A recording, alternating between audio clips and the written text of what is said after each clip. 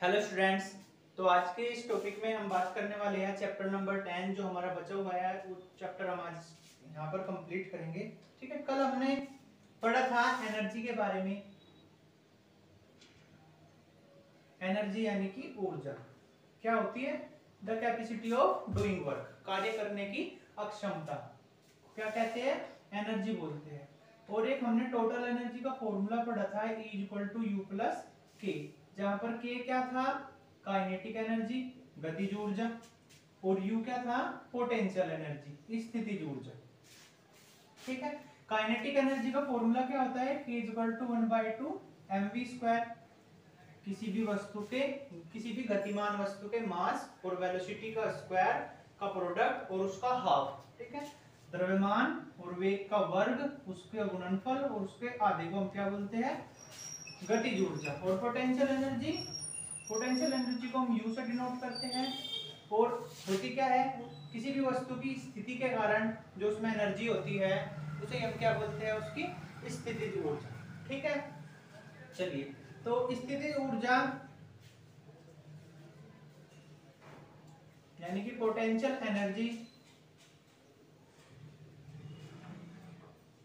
निम्न टाइप की होती है। पहली है गुरुत्वीय स्थितिज ऊर्जा।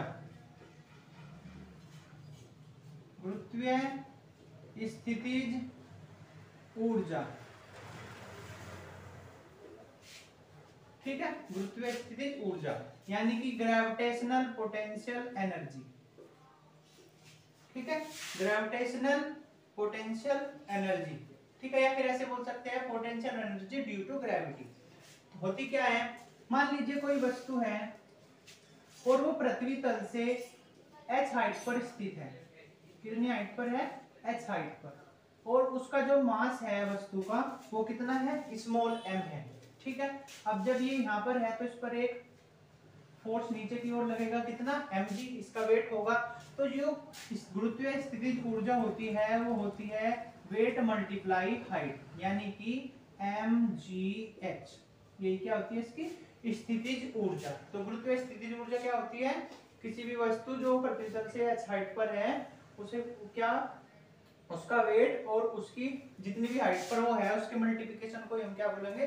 उसकी गुरुत्वीय स्थितिज ऊर्जा। ठीक है, चलिए, अगला है आदर्श स्प्रिंग की स्थितिज ऊर्जा।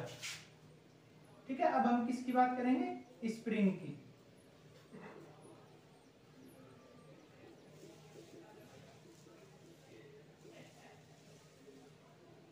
स्प्रिंग की स्थितिज ऊर्जा, potential energy of A spring. ठीक है, चलिए, potential energy of A spring, इसके बारे में बात करते हैं। मान लीजिए कोई स्प्रिंग है, ये कोई एक स्प्रिंग है और इस पर एक कोई m द्रव्यमान की कोई वस्तु हमने बांधी हुई है। ठीक है, ये कोई एक प्लेन है, एक तल है जिस पर ये क्या कर सकता है? घर्षण रहित, विदाउट फ्रिक्शन के ऐसे ऐसे आराम से चल सकती है। ठीक है, हमने क्या किया? इसे हमने थोड़ा सा इस ओर खींचकर छोड़ दिया। ठीक है, यानी कि कुछ इस तरह से इसे हमने क्या किया? यहाँ से x डिस्टेंस डिस्प्लेस्ड किया।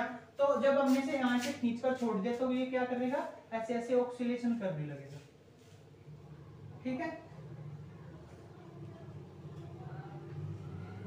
ये हाइट, ये भी डिस्टेंस x है, तो ये क्या करेगा? ऐसे ऐसे ऐसे ऐसे चलने लगेगा। ठीक है, ऐसे ऐसे क्या करेगा? ये दोलन करने लगेगा।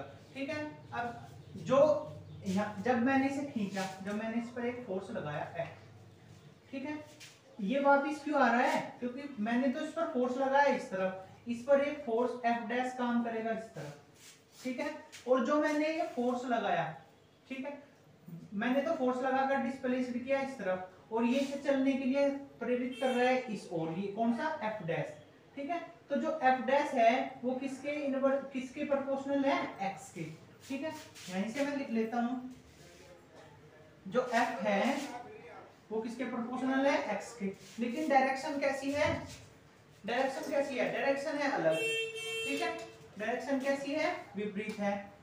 ये F डैश वाला है तो F डैश वाला लिख दिया, यहाँ से जब हमने इसे प्रोपोर्शनल का जब भी निशान हटाते हैं तो कोई कांस्टेंट लेते हैं, मैंने ले लिया k, ठीक है, वेयर जहां k is a, where k is the force constant,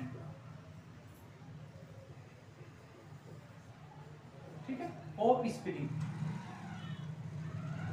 जहां k क्या है, बल नियतांक है, किसका, स्प्रिंग का, ठीक है। चलिए आगे चलते हैं। अब जो मैंने एफ डैश लगाया है यहाँ पर, ठीक है, ये किसके बराबर है, इसके बराबर है एफ के, ठीक है। भाई फोर्स एफ तो किसके बराबर है तो दोनों बराबर ही, लेकिन इनकी दोनों की डायरेक्शन कैसी है, अलग अलग है, ठीक है। तो एफ की वैल्यू कितनी हो जाएगी, एफ की वैल्यू कितनी हो जाएगी, माइनस के एक्स, इसकी वैल्यू रखी, एक माइनस ही है तो माइनस माइनस क्या हो जाएगा, प्लस, ठीक है। और यहीं से अगर मैं W की वैल्यू निकालूं, W बराबर क्या होता है, कार्य, W equal to F D X, ठीक है, W इक्वल टू क्या होता है, एफ डी एक्स, ठीक है। और अगर मैं मुझे टोटल निकालना हो, ठीक है, टोटल कैसे निकालेंगे, W dW equal to F D X, W equal to integration F D X, कहां से कहां तक, 0 से x तक, ठीक है। तो कितना होगा, वैल्यू रखी यहाँ पर के एक्स डी एक्स, ठीक है, k कांस्टेंट है, बाहर आ गया, 0 टू x dx, ठीक है। यहां से ही इसका इंटीग्रेशन किया तो कितना हुआ, W इक्वल टू कितना हो जाएगा, k तो बाहर है, x square upon 2 limit 0 to x, ठीक है। पहले क्या रखा x, तो x स्क्वायर अपॉन 2 आया, फिर माइनस लगा के 0 रखा तो 0 आ गया, तो W की वैल्यू कितनी आ गई, W की वैल्यू आ गई 1/2 kx स्क्वायर। और जो ये कार्य हुआ है कहीं में, इसे खींचने में जो कार्य हुआ है, यही कार्य इसकी स्प्रिंग की स्थितिज ऊर्जा के रूप में संचित हो जाता है, यानी W equal to U equal to 1/2 kx square, ये किसकी स्थितिज ऊर्जा आ गई, स्प्रिंग की स्थितिज ऊर्जा, ठीक है। कब जब वो एक हॉरिजॉन्टल स्प्रिंग से बंधकर गति कर रहा है, ठीक है, U equal to 1/2 kx square. ये था हमारा पोटेंशियल एनर्जी और उसके टाइप, ठीक है। आगे चलते हैं और पढ़ते हैं conservative and non conservative force.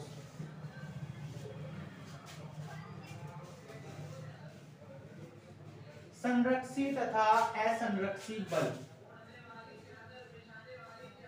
Conservative and non conservative, non conservative force, ठीक है। इनका मतलब क्या है, संरक्षी बल और असंरक्षी बल, असंरक्षी बल। सबसे पहले संरक्षी बल को समझते हैं। ऐसा बल जिससे मान लीजिए कोई वस्तु है, उस पर कोई फोर्स लगाकर, F फोर्स लगाकर मैंने W कार्य किया, ठीक है, और अगर ये कार्य मुझे दोबारा प्राप्त हो जाए, ठीक है, अगर वो कार्य दोबारा प्राप्त हो जाए तो ऐसे बल को हम बोलते हैं संरक्षी बल, ठीक है। मैंने कोई फोर्स लगाकर किसी वस्तु पर कोई कार्य किया और वो कार्य क्या हुआ, मुझे पुनः प्राप्त हो जाए, दोबारा मुझे प्राप्त हो जाए वापस, तो ऐसे कार्य को, ऐसे फोर्स को हम बोलते हैं संरक्षी बल, ठीक है। एग्जाम्पल क्या है, इलास्टिक फोर्स यानी कि प्रत्यास्थ बल। इसका मतलब क्या है, जैसे रबर है, कोई भी एक रबर है, ये कोई एक रबर है, आपने इस पर ऐसे फोर्स लगाया और उसे कुछ इस तरह से मोड़ दी, ठीक है। जैसे ये आप इस फोर्स को हटाओगे, वापस कैसी हो जाएगी, जैसे ये पहले थी ऐसी हो जाएगी, ठीक है।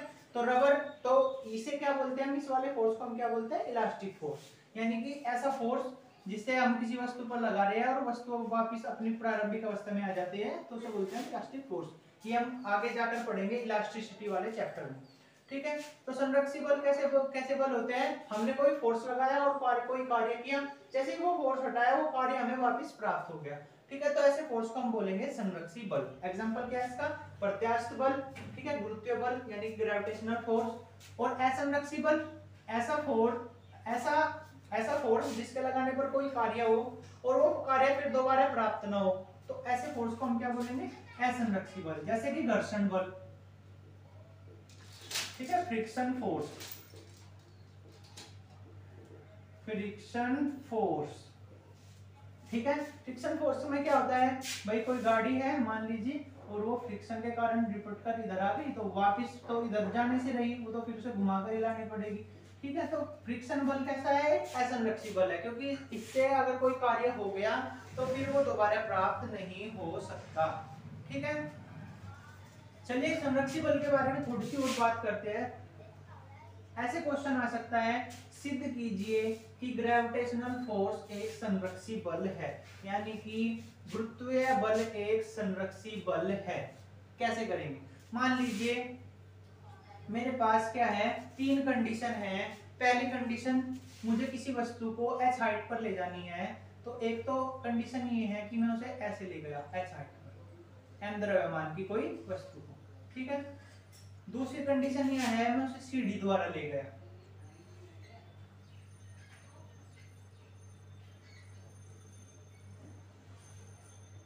ये हाइट h, ठीक है, यहां से मैं क्या लेगा ही ना। और तीसरी कंडीशन ये है कि मैं उसे एक इंक्लाइंड प्लेन की सहायता से ले गया, इस तरह से, ठीक है। ये एंगल थीटा है, ये हाइट h, ठीक है।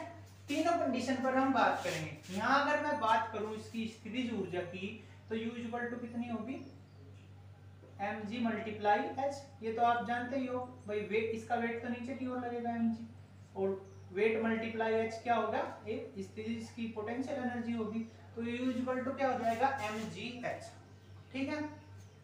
अगले वाले में बात करते हैं, ठीक है, इसे इक्वेशन फर्स्ट डाल लेते हैं। अगले वाले में देखिए, माना मैंने मान लिया जो ये सीडी है, जो ये सीडी बनी हुई है, इनकी जो नंबर है वे n नंबर है, ठीक है।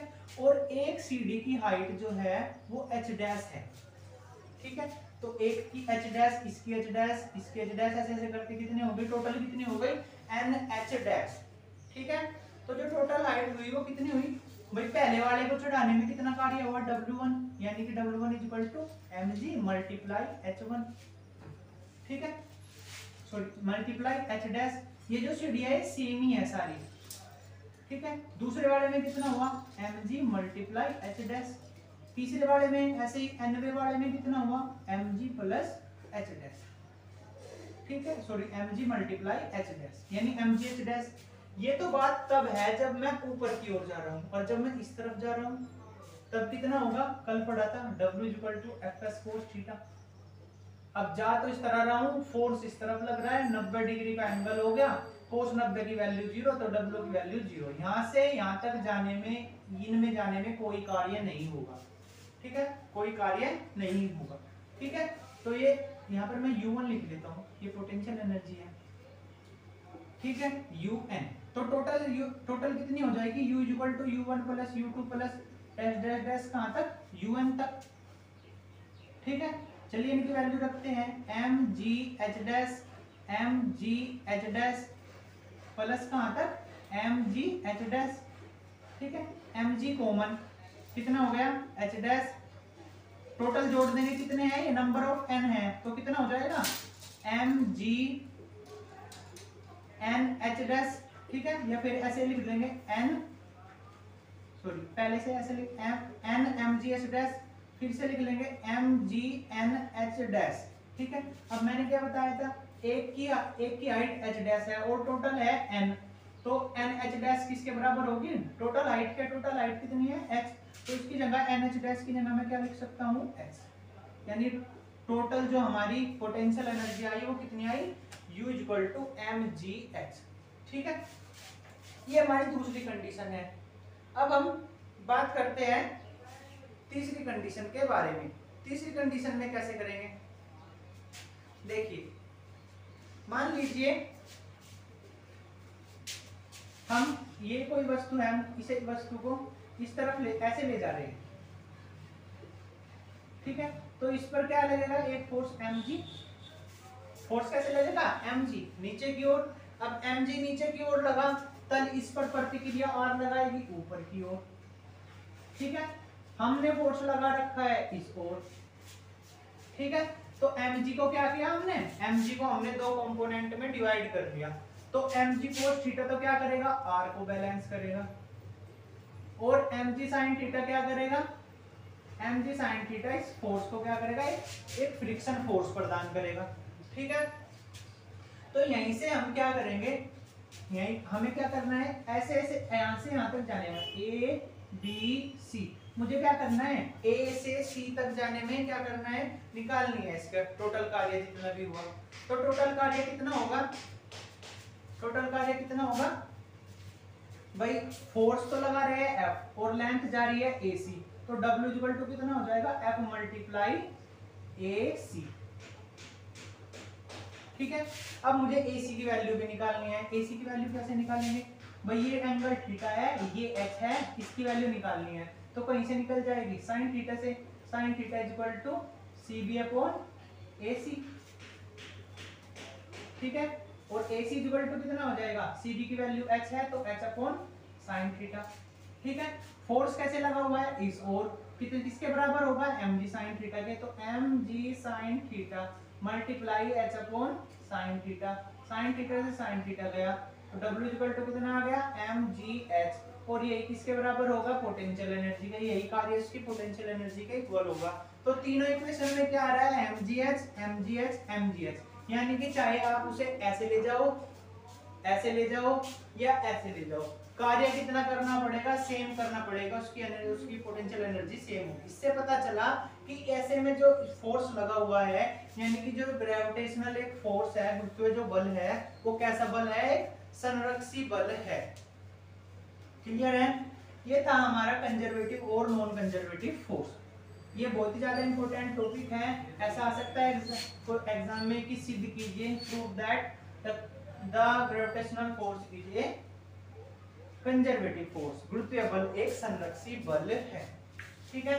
चलिए चलते हैं अगले टॉपिक पर, relation between kinetic energy, relation between kinetic energy and momentum, यानी कि गतिज ऊर्जा और स्थिति और संवेग में संबंध, ठीक है। चलिए कैसे करेंगे भाई, की का हमारा फॉर्मूला है, लिख लेंगे वी नो दैट, क्या k इक्वल टू क्या होता है, 1/2 mv², ठीक है, इक्वेशन फर्स्ट, और p इक्वल टू क्या होता है, mv, इक्वेशन 2, ठीक है। चलिए अब मैं क्या करूंगा, देखिए मैं p से एक इक्वेशन बनाऊंगा, अगर मैं p का स्क्वायर कर दूं तो कितना हो जाएगा, m² v², ठीक है, कितना हो जाएगा m² v², और यहीं से मैं एक ऐसी कुछ बनाऊंगा जिसे मैं यहाँ पर वैल्यू पुट कर सकूं, ठीक है। तो कैसे, अगर मैं यहाँ पर क्या करूं, m को एक m को इस तरफ लिया हूं, p/2 m equal to mv², ठीक है, एक m को यहाँ पर लिया है इसके कोण में, ठीक है, और 1/2 से मल्टीप्लाई कर दी, तो p²/2m equal to 1/2 mv², equation third. अब पहली और इक्वेशन से हमें क्या पता चल रहा है, ये दोनों सेम है, तो इसका मतलब ये दोनों भी क्या होंगे, सेम होंगे, यानी from equation first and third we get क्या, k इक्वल टू कितना, k इक्वल टू किसके बराबर हो जाएगा, p²/2m, यही है हमारा गतिज ऊर्जा और संवेग में संबंध, relation between kinetic energy and momentum. यहाँ से हमें एक बात और पता चलती है कि जो काइनेटिक एनर्जी है वो मोमेंटम के स्क्वायर के प्रोपोर्शनल होती है, और जो काइनेटिक एनर्जी होती है वो मास के इनवर्सली प्रोपोर्शनल होती है। ये दो बात भी हमें यहाँ से पता चलती है। पहली क्या है कि जो काइनेटिक एनर्जी है वो मोमेंटम के स्क्वायर के प्रोपोर्शनल होती है, गतिज ऊर्जा संवेग के वर्ग के समानुपाती होती है, और दूसरी क्या है, दूसरी है जो काइनेटिक एनर्जी है वो मास के इनवर्सली प्रोपोर्शनल होती है, यानी द्रव्यमान के व्युत्क्रमानुपाती होती है। ये था हमारा relation between relation between kinetic energy and momentum, गतिज ऊर्जा और संवेग में संबंध। अगला टॉपिक पढ़ते हैं conservation law of energy. Conservation law of energy यानी कि ऊर्जा संरक्षण का नियम। किसका नियम? ऊर्जा संरक्षण। ऊर्जा संरक्षण का नियम क्या है? आपने पढ़ाई होगा कि ऊर्जा को न तो नष्ट किया जा सकता है, ना तो इसे डिस्ट्रॉय किया जा सकता है, और ना ही इसे क्रिएट किया जा सकता है। ऊर्जा को न तो नष्ट किया जा सकता है और न उत्पन्न किया जा सकता है, बल्कि इसे एक रूप से दूसरे रूप में कन्वर्ट किया जा सकता है।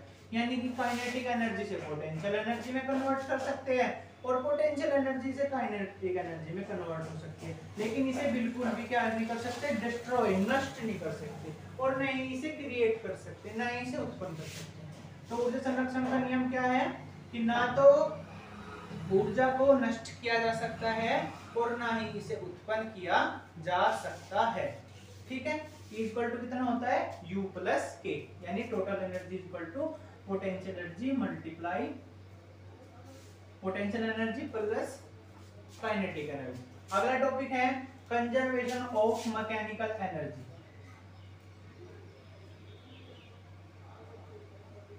ये इंपॉर्टेंट टॉपिक है।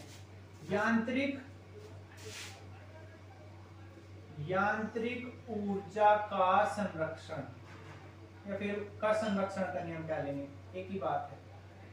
ठीक है, इसे समझते हैं।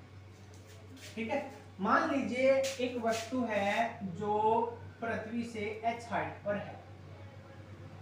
कितने हाइट पर है? h हाइट पर, और उसका मास कितना है? m।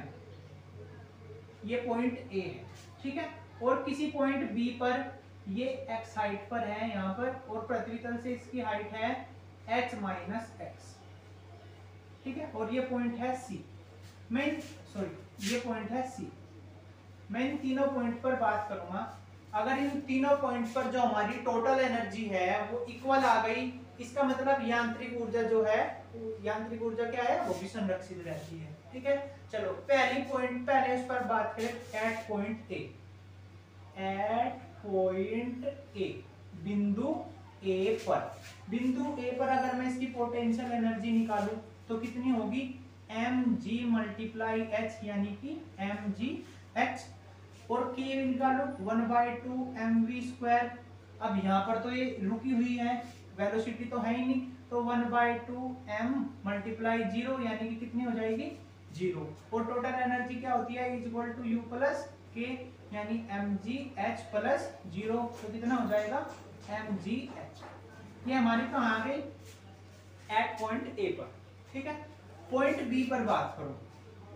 एट पॉइंट बी, ठीक है, यानी बिंदु बी पर। अब हमने क्या किया? इसे ऊपर से छोड़ दिया, वो कहां तक आ गई? यहां से x डिस्टेंस ट्रेवल करके बिंदु बी पर आ गई, x दूरी तय करी और बिंदु बी पर आ गई। बिंदु बी पर अगर मैं इसकी स्थितिज ऊर्जा पोटेंशियल एनर्जी निकालूं तो फिर कितना होगा? यहाँ पर भी भाई फोर्स mg तो एक्ट नीचे की ओर होगा, लेकिन यहाँ से यहाँ हाइट कितनी हो गई? hx, तो mgh माइनस x। ठीक है, तो कितना हो गया? mgh minus mgx, mgx। ठीक है, और अगर मैं काइनेटिक एनर्जी निकालूं, k इक्वल टू कितना होगा? 1/2 mv²। अब यहाँ पर हमें इसकी वेलोसिटी की जरूरत पड़ेगी। ठीक है, अब अगर मैं गति की तीसरी समीकरण से देखूं, v equal to u² plus 2as, इस इक्वेशन से देखूं तो देखा जाए क्या होगा? ऊपर से नीचे की ओर आ रही है। ठीक है, ऊपर से छोड़ा, तो जब छोड़ा तब तो उसकी वेलोसिटी कितनी थी? 0, यानी ये तो हो गया 0। ठीक है, हाइट कितनी तय कर ली? x। ठीक है, a है, a क्या लगेगा? अब यहाँ पर ऊपर से नीचे की ओर आ रहा है तो क्या लगेगा? Acceleration due to gravity.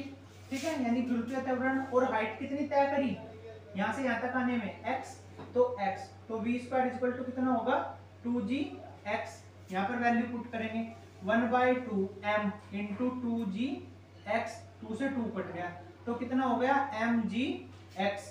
ठीक है, और टोटल एनर्जी कितनी होगी? E equal to U plus k, यानी mgh minus mgx plus mgx, ये कट गया तो आंसर कितना आ गया mgh, यानी दोनों पर कितना आ रहा है mgh। अब मैं पॉइंट सी पर और बात कर लेता हूं।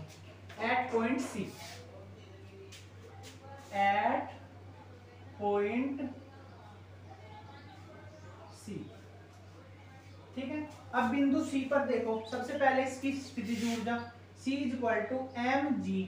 अब यहाँ पर तो हाइट कुछ है ही नहीं, जीरो है, तो जीरो कितना हो गया, u इज इक्वल टू तो हो गया जीरो, ठीक है। और k इज इक्वल टू क्या होगा 1/2 mv²। अब यहाँ पर भी मुझे वेलोसिटी की जरूरत पड़ेगी, कौन सी से निकाल लेंगे, तीसरी इक्वेशन से, ठीक है। 2as v² is equal to, ये तो जीरो होगा क्योंकि यहाँ से छोड़ने पर तो जीरो था, प्लस, ठीक है। अब हाइट 2, ये तो हो गया 2, acceleration due to gravity g, और s यानी कि h हाइट, तो कितना आ गया v² इज इक्वल टू कितना आ गया 2gh। भाई a की जगह तो क्या ले लिया, एक्सेलरेशन ड्यू टू ग्रेविटी, गुरुत्वीय त्वरण, और हाइट कितनी तय कर ली ऊपर से नीचे आने में h, तो 2gh रखेंगे। 1/2 m 2gh, 2 से 2 कट गया तो कितना आ गया mgh, और E इक्वल टू कितना होता है U प्लस के, तो E इक्वल टू ये तो जीरो और प्लस mgh, यानी कितना आ जाएगा mgh। अगर मैं तीनों पॉइंट पर देखूं तो एनर्जी की वैल्यू कितनी आ रही है, टोटल एनर्जी इक्वल आ रही है mgh। इसका मतलब क्या है कि यांत्रिक ऊर्जा जो है वो संरक्षित रहती है, यानी किसी भी पॉइंट पर अगर हम उसकी मैकेनिकल एनर्जी देते तो वो कैसी होती है, संरक्षित होती है, कांस्टेंट रहती है, एक जैसी रहती है, mgh, ठीक है। ये था हमारा कंजर्वेशन ऑफ मैकेनिकल एनर्जी। आज का लास्ट टॉपिक हम पढ़ेंगे कोलिजन। ये भी बहुत बड़ा टॉपिक है और बहुत ही अच्छा टॉपिक है एग्जाम के लिए। चलिए, कोलिजन यानी कि संघट, ठीक है। संघट का मतलब होता है टक्कर। क्या होता है, टक्कर, ठीक है। यानी कि जब दो पिंड क्या होते हैं, जब दो गतिमान पिंड आपस में क्या होते हैं, टकराते हैं, तो उसे हम क्या बोलते हैं, संघट, कोलिजन, संघट बोलते हैं, ठीक है, उसकी टक्कर बोलते हैं। आज हम पढ़ने वाले हैं एक विमीय प्रत्यास्थ संघट के बारे में, इलास्टिक कोलिजन इन कौन से वाला, 1 डायमेंशन वाला, ठीक है। मान लीजिए कोई दो वस्तु है और ये एक ही लाइन में चल रही है, तो कितने, कौन सी लाइन में चल रही है, एक ही लाइन में चल रही है। इसका मास m1 है, इसका मास m2 है, इसकी वेलोसिटी u1 है, इसकी वेलोसिटी u2, ठीक है। और वो यहाँ पर आकर टकरा गई, m1 m2, ठीक है। और यहाँ जाने पर क्या हो गई, उनकी जो वेलोसिटी है वो क्या हो गई, चेंज हो गई, v1 और v2, ठीक है। ऐसे चल रहे हैं, यहाँ पर टकराए और फिर ऐसे चले गए, ठीक है। ये कब है, ये संघट से पहले,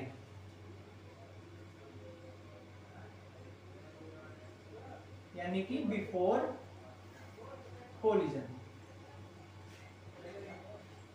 ये क्या है, संघट के दौरान, जब वहां पर संघट हुआ, ठीक है। और यहां पर क्या है, संघट के बाद, यानी टक्कर के बाद, आफ्टर कोलिजन,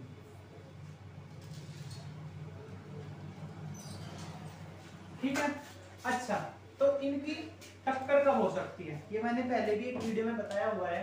अगर u1 की वेलोसिटी जो है वो u2 से ज्यादा हो, तभी इनकी टक्कर होगी। क्यों, मान लीजिए u1 की वेलोसिटी कम है, u2 की वेलोसिटी ज्यादा है, तो ये तो आराम से चलेगा, ये बहुत तेजी से चला जाएगा, तो टक्कर नहीं होगी। अगर इन दोनों की वैल्यू इक्वल है, u1 और u2 की, तो फिर ये आराम से ऐसे ही चले जाएंगे, बिल्कुल जितनी इनके बीच में डिस्टेंस होगी इतनी रह जाएगी। और अगर u2 तो आराम से चल रहा है और u1 की वैल्यू ज्यादा है, तो ये तेजी से आएगा और इसमें क्या होगा, आपस में टक्कर लगेगी। तो ये कब पॉसिबल है, जब u1 की वेलोसिटी कब हो, u2 से ज्यादा, ठीक है। तो संघट क्या होता है, सबसे पहले तो प्रत्यास्थ संघट को समझते हैं। प्रत्यास्थ संघट और अप्रत्यास्थ संघट,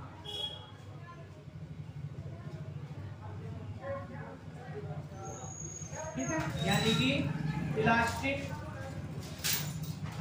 इलास्टिक कोलिजन और non elastic, non elastic collision. ठीक है, इलास्टिक कोलिजन और नॉन इलास्टिक कोलिजन होता क्या है? तो इलास्टिक कोलिजन होता क्या है? ऐसा एक संघट, ठीक है, कैसा संघट? ऐसा एक संघट जिसमें जो पिंड है उनका संवेग और गतिज ऊर्जा, उनका संवेग और गतिज ऊर्जा कैसे रहते हैं? नियत रहते हैं, संरक्षित रहते हैं। उसे तो हम बोलते हैं प्रत्यास्थ संघट। कैसा संघट? जिसमें उसकी काइनेटिक एनर्जी और मोमेंटम कैसे रहते हैं? संरक्षित रहते हैं, कंजर्वेटिव रहते हैं। उसे हम बोलते हैं कैसा? प्रत्यास्थ संघट। ठीक है, और अप्रत्यास्थ संघट किसे बोलते हैं? जिसमें संवेग तो, जिसमें मोमेंटम तो क्या रहे? कांस्टेंट रहे। कैसा रहे? तो ये तो रहे कंजर्वेटिव, और काइनेटिक एनर्जी में क्या हो जाए? चेंज हो जाए। तो उसे हम क्या बोलेंगे? Non elastic.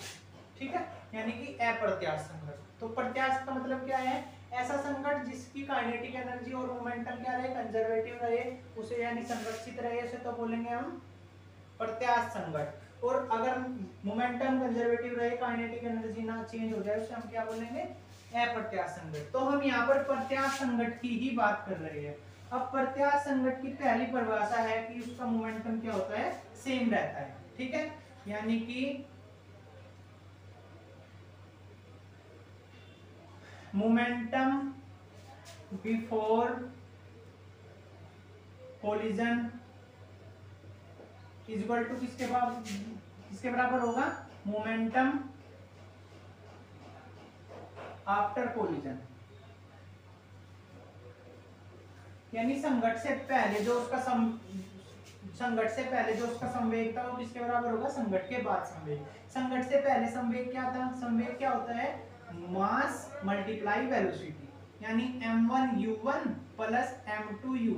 ये तो किसका था? संघट से पहले। और संघट के बाद m2v1 प्लस m2v2। ठीक है, तो m1 वाले एक तरफ कर लेंगे, m2 वाले m1 वाले एक तरफ करेंगे। यहाँ पर ये मास m1 है इस वाले का। m1 वाले एक तरफ, m2 वाले एक तरफ। तो m1u1 इसे इस तरफ लाए, m1v1 उसे इस तरफ ले गए, m2v2 माइनस m2u2। ठीक है, m1 common, u1 minus v1। ठीक है, यहाँ से m2 common, v2 minus u। Equation first. ठीक है, अब ऐसे इसकी काइनेटिक एनर्जी भी क्या होती है? कंजर्वेटिव रहती है। तो kinetic energy before collision is equal to किसके बराबर होगा? Kinetic energy after collision. चलिए, काइनेटिक एनर्जी पहले वाले की कितनी होगी? m1u1 square plus 1/2 m2u2 square 1/2 m1v1 square 1/2 m2v2 square. ये दोनों किसके लिए? इसके लिए। ये वाले किसके लिए है? उन दोनों। ठीक है, यहाँ से भी हम क्या करेंगे? m1 वाले एक तरफ, m2 वाले एक तरफ, यानी 1/2 m1u1 1/2 m1u1 square minus 1/2 m1v1 square 1/2 m2v2 square 1/2 m2u2 square. ठीक है, अगली लाइन में क्या करूंगा? 1/2 m1 कॉमन ले लेंगे, तो u1 square minus v1 square 1/2 m2 common ले लेंगे, तो v2 square minus u2 square. तो 1/2 से 1/2 कट जाएगा। अब 1/2 से 1/2 कट गया तो बच गया m1v1 u1 square minus v1 square और equal to m2v2 square minus u2। ठीक है, ये m1 1/2 से 1/2 कट गया, बाकी सारा सेम। ये इक्वेशन हो गई हमारी 2। इक्वेशन 2 को इक्वेशन फर्स्ट से डिवाइड करने पर क्या करा? इक्वेशन 2 को इक्वेशन फर्स्ट से क्या कर दिया? डिवाइड कर दिया। ठीक है, वी गेट क्या होगा? चलिए इक्वेशन 2 को लिख लेंगे पहले, m1 u1 square minus v1 square upon m1 u1 minus v1। ये कहां से आया, ये वाला बटे में लिख लेंगे sir, m2 v2 square minus u2 square upon m2 v2 minus u। ठीक है, ये m2 से m2 गया, m1 से m1 गया, ऊपर वाले फॉर्मूले को खोल दिया, u1 plus v1 upon u1 minus v1 upon u1 minus v1। इस तरफ भी v2 plus u2 v2 minus u2 upon v2 minus u2। अब इस कोष्ट से ये कट गया, इससे ये कट गया, तो हमारे पास एक इक्वेशन और बन गई, u1 प्लस v1 बराबर v2 प्लस u। ठीक है, इक्वेशन थर्ड। अब यहां से हमारा मेन काम स्टार्ट हो। ठीक है, चलिए इस इक्वेशन को याद रखेंगे, मैं ऊपर से मिटा देता हूं।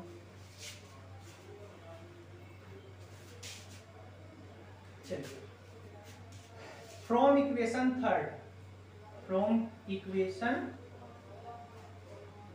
इक्वेशन थर्ड, तीसरी इक्वेशन से मैं क्या करूंगा, सबसे पहले किसकी वैल्यू रखेंगे, v1 की।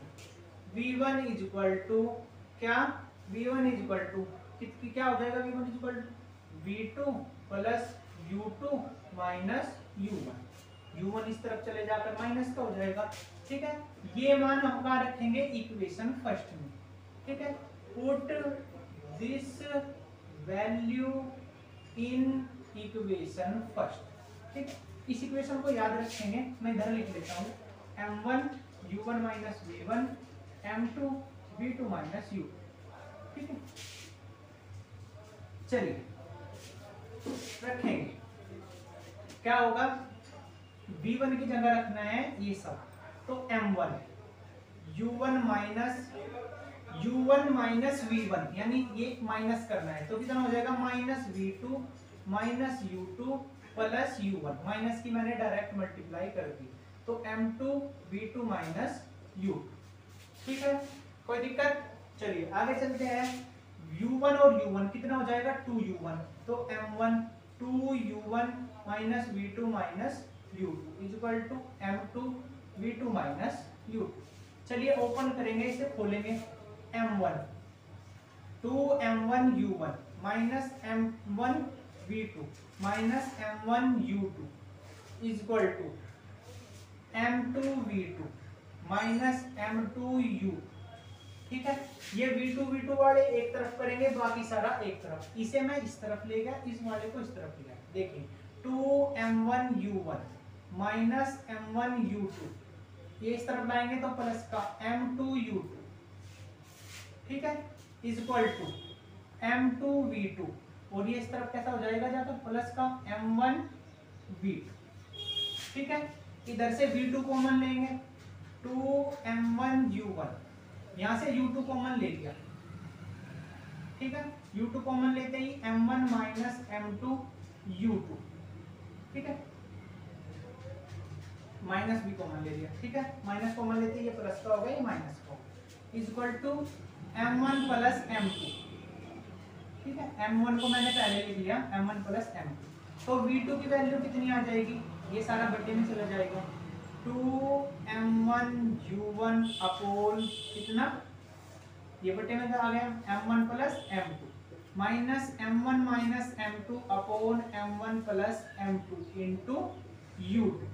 ठीक है, किसकी वैल्यू आ गई, v2 की वैल्यू आ गई, किसकी वैल्यू आ गई, v2 की वैल्यू आ गई। अब जैसे v2 की वैल्यू आई है, ऐसे ही हम क्या करेंगे, v1 की वैल्यू भी निकालेंगे।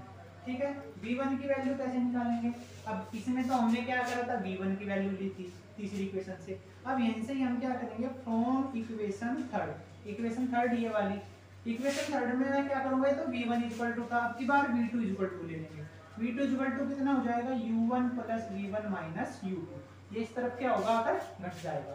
ठीक है, पुट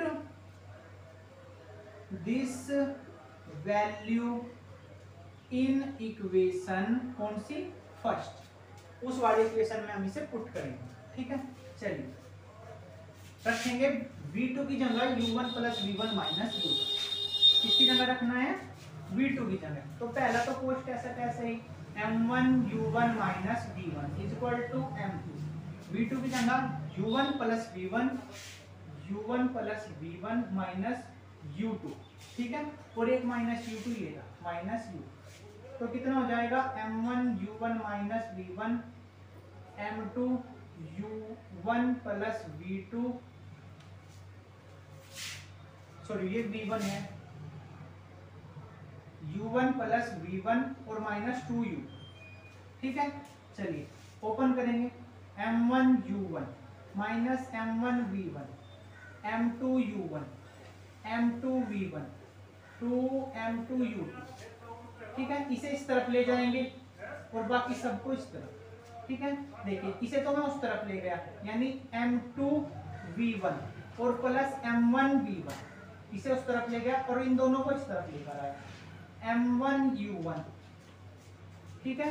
ये कैसा हो जाएगा माइनस का और ये कैसा हो जाएगा प्लस का, ठीक है।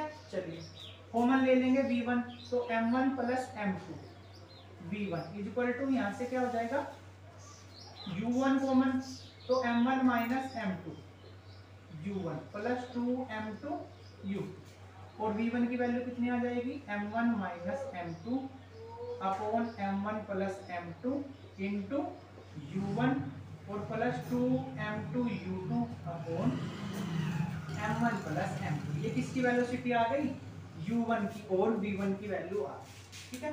यहाँ से ये V2 की वैल्यू आ गई और यहाँ से ये V1 की। तो हमारा क्या कहता, पहले ऐसे था U1 V1, ठीक है भाई, पहले ऐसे था ना U1 V1, फिर यहाँ पर टक्कर लगी और फिर इनका कितना हो गया था V1 V2, ठीक है। यहाँ पर U1 U2 था, वहाँ पर V1 V2। अब ये V1 और V2 की वैल्यू आई है कि V1 की स्पीड कितनी होगी, वेलोसिटी कितनी होगी M1 की टक्कर के बाद, और M2 वाले की कितनी होगी, ठीक है। चलिए अब हम यहाँ से कुछ केस पढ़ेंगे। पहला केस, इन दोनों इक्वेशन की अब हम बात करेंगे, V1 और V2, ठीक है। तीन इक्वेशन आ गई थी, इसे इक्वेशन 4 डाल लेंगे और इसे इक्वेशन 5, ठीक है। चलिए पहले देखेंगे, सबसे पहली बार, अगर if case first, if M1 is equal to M2 is equal to M, यानी दोनों के मास है, दोनों जो वस्तु है, दोनों वस्तु है उनका जो मास है वो सेम हो। अब ठीक है, तो V1 की वैल्यू कितनी होगी, पहले V1 की बात करेंगे। तो M माइनस M 0, अब 0 हो गया तो ये सारा 0, 2M बटे M1 M प्लस M यानी 2M, तो 2M से 2M कट जाएगा, ठीक है। ये तो हो गया 0, ऊपर 2M बटे M plus M into U2, तो V1 is equal to U, ठीक है। और यहाँ पर रखे V2 इज इक्वल टू कितना होगा भाई 2M बटे M प्लस M, और यहाँ पर M माइनस M 0 हो जाएगा तो सारा 0 माइनस 0, M से M कट गया, ठीक है। यहाँ पर U1 भी है और V2 इक्वल टू क्या हो जाएगा U। इसका मतलब क्या है, जब दोनों का मास सेम है तो टक्कर लगने के बाद जो इसकी वाले की वेलोसिटी है वो तो इसकी हो जाएगी, ठीक है। इस वाले की तो किसके बराबर हो जाएगी, इस वाले की, और इस वाले की किसके बराबर हो जाएगी, इस वाले, ठीक है। V1 की वैल्यू U2 के इक्वल टू हो जाएगी, V2 की वैल्यू U1, ठीक है। ये बात कब है, जब दोनों कैसे हो, सेम हो, ठीक है। अगली बात, अगर जो हमारा U2 है, case second, if U2 is equal to 0, case second क्या, if U2 is equal to क्या हो 0, अगर U2 इज इक्वल टू 0 है तब क्या होगा, पहले V1 की बात कर लेंगे।